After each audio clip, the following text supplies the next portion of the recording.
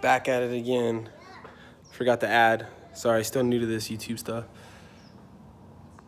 So it is a 1.8 liter turbo, which most of you probably know.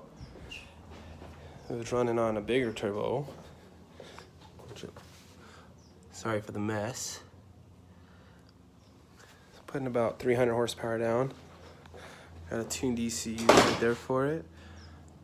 Coils, colder spark plugs, bigger injectors. Really need some opinions, thoughts. And